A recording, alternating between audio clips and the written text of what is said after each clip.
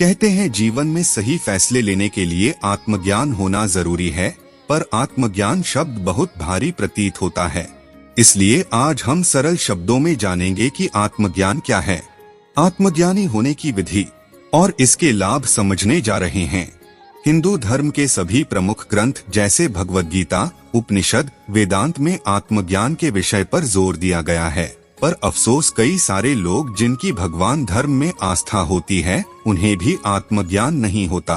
हालांकि इन्हीं में से जब कुछ लोगों की इस विषय को जानने की इच्छा होती है वो इंटरनेट पर आकर सर्च करते हैं। दुर्भाग्य से जिस इंटरनेट का उपयोग लोगों को सही जानकारी बताने के लिए करना चाहिए था, आज के समय में उसी का उपयोग आत्मज्ञान जैसे महत्वपूर्ण विषय पर तरह तरह की भ्रांतियां, अंधविश्वास फैलाने के लिए कहा जा रहा है। मार्केट में बहुत से गुरु घूम रहे हैं जो कहते हैं आत्मज्ञानी होना है तो कुछ पढ़ने की या समझने की जरूरत नहीं, बस फलानी विधि अपनाओ आपका काम हो जाएगा। और इन्हीं सब बातों से लोगों को बेवकूफ बनाकर उन्हें ठगने का काम किया जा रहा है। पर हम चाहते हैं कि आप सच्चाई के करीब आएं और इस विषय को ध्यानपूर्वक समझें। आइए इसके लिए जानते हैं कि आत्मज्ञान क्या है, आत्मज्ञान होना क्यों जरूरी है, आत्मज्ञान होने पर क्या होता है, आत्मज्ञान कैसे होता है, आत्मज्ञानी की पहचान क्या है। आप सभी दर्शक महानुभावों का हमारे YouTube चैनल स्पिरिचुअल साधना पर हार्दिक अभिनंदन और स्वागत है। आत्मज्ञान से आशय आंतरिक ज्ञान से है, अन्य शब्दों में स्वयं को जानना माने भीतर कौन है जो हमेशा शांति सुख की तलाश में रहता है और जिसे दुख से छुटकारा पाना है। अगर यह सब चाहने वाला मन है तो फिर कैसे इसे असीम शांति की तरफ ले जाए, यह जानना ही आत्मज्ञान है। अतः जो व्यक्ति अपने मन, संसार को और आत्मा को समझ लेता है और फिर जो बात समझ में आई है उसी के अनुरूप जीवन जीने लगता है, उसे आत्मज्ञानी कहकर संबोधित किया जाता है। पर समाज में जिस तरह संसार के विषय में भाषा पदार्थ का ज्ञान दिया जाता है, उसी तरह हमें बचपन से आत्मज्ञान की शिक्षा दी नहीं जाती। और दुर्भाग्य की बात है जीवन भर आत्मज्ञान की शिक्षा से वंचित होने के कारण एक व्यक्ति घटिया जीवन जीने को मजबूर हो जाता है और अंततः इस संसार से विदा हो जाता है। हर वह इंसान जो अपनी जिंदगी से संतुष्ट नहीं है, वह सच्चाई और प्रेम से भरा आनंदमयी जीवन जीना चाहता है, वह व्यर्थ की ठोकरें धोखे खाने से बचना चाहता है और सही जीवन जीना चाहता है, ऐसे इंसान का आत्मज्ञानी होना बेहद जरूरी है। देखिए अपनी जिंदगी में हम कोई भी कर्म क्यों करते हैं, ताकि अंततः हमें सुकून चैन मिल सके। ठीक है, और कौन है जो भीतर निर्धारित करता है कि मुझे क्या करना है क्या नहीं, उसका नाम है मन। इसलिए मन को समझना, इसकी चाहत को जानना बेहद जरूरी है। मन तो बेचारा नाम सच बेईमान है जो जानते बूझते किसी चीज से शांति नहीं मिलेगी फिर भी उसी की तरफ भागता है। इसलिए इस मन को भटकने की बजाय इसे वास्तविक शांति और सच्चाई तक ले जाने के लिए आत्मज्ञान जरूरी है। जी हाँ, सच्चाई का दूसरा नाम ही है आत्मज्ञान। आत्मज्ञान इंसान को उसकी वर्तमान हालत के बारे में बताता है, उसके भीतर कितनी कमियां हैं, कितना लालच, कितना डर, कितना प्रेम, कितना त्याग, सब कुछ इंसान का सच उघेड़कर उसके सामने रख देता है। यानी आत्मज्ञान इंसान के लिए आईने की भांति होता है जो इंसान के बारे में सब कुछ स्पष्ट कर देता है। जैसे ही इंसान को अपने भीतर की सच्चाई का एहसास होता है वो डर जाता है, उसका भ्रम टूट जाता है। वो कहता है मैं तो स्वयं को बड़ा ईमानदार और नेक इंसान समझता था, पर मेरी हालत तो बहुत बुरी है। अब ऐसी स्थिति में उसके सामने दो विकल्प होते हैं, या तो अपनी हकीकत जानने के बाद वो अपनी कमियां सुधारे, या फिर दूसरा वो सच मालूम आया है उस पर पर्दा डालकर जैसी जिंदगी पहले जी रहा था वैसा ही रहने दें। पर जानकर अफसोस होगा कि इंसान को सच से बड़ी नफरत उठती है। इसलिए अधिकांश लोग जिन्हें अपना सच दिख चुका होता है वे कहते हैं कि अब अपनी हालत सुधारनी है तो जीवन बदलना होगा।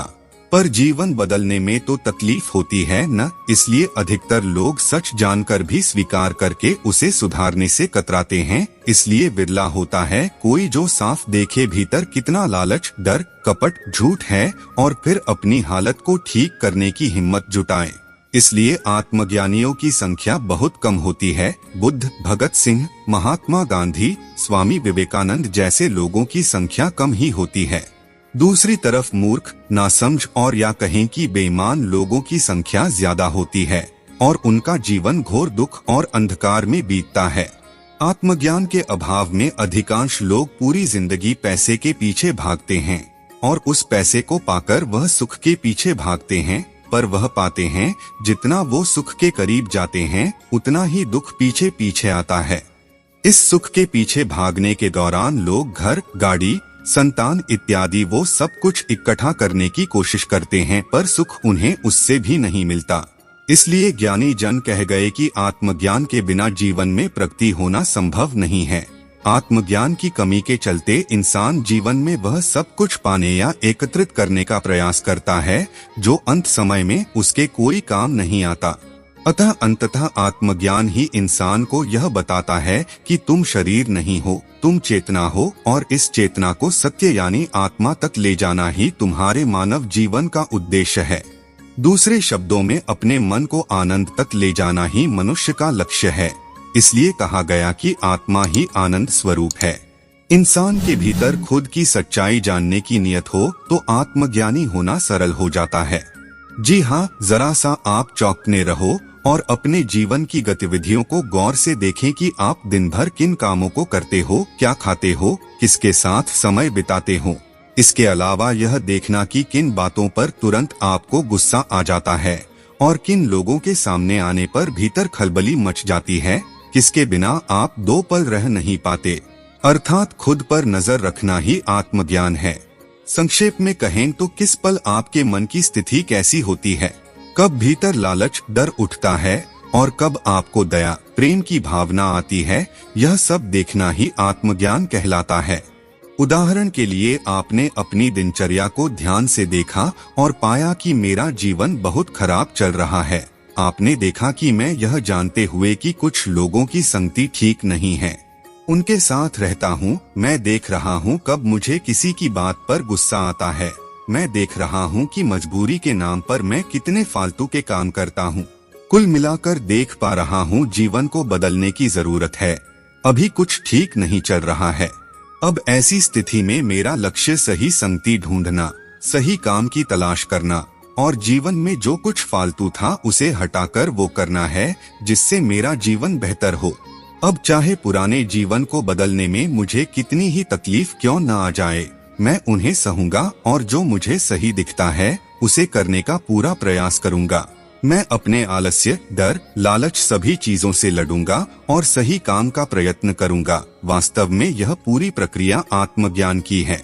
इससे आप समझ सकते हैं कि आत्मज्ञानी होने के लिए आपको सुबह शाम कोई ध्यान की विधि या कुछ और उपाय अपनाने की जरूरत नहीं है। कोई भी बच्चा, जवान, बूढ़ा व्यक्ति की नियत साफ हो तो वो आत्मज्ञानी हो सकता है। कोई व्यक्ति आत्मज्ञानी है या नहीं यह जानना हो तो उसका जीवन देख लीजिए। कोई व्यक्ति क्या खाता है, किन लोगों के साथ बैठता है, क्या पढ़ता है, क्या सुनता है और क्या कर्म करता है, अर्थात किसी के रोजमर्रा के जीवन को देखकर बताया जा सकता है कि कोई आत्मज्ञानी है कि नहीं। आत्मज्ञानी वह है जिसे खुद का ज्ञान हो और जिसे साफ साफ मालूम हो कि उसे जीवन क्यों मिला है और उसका लक्ष्य क्या है। अब यह जानने के बाद इंसान उस कार्य को करने से पीछे हटे तो उसे आत्मज्ञानी नहीं कहा जा सकता।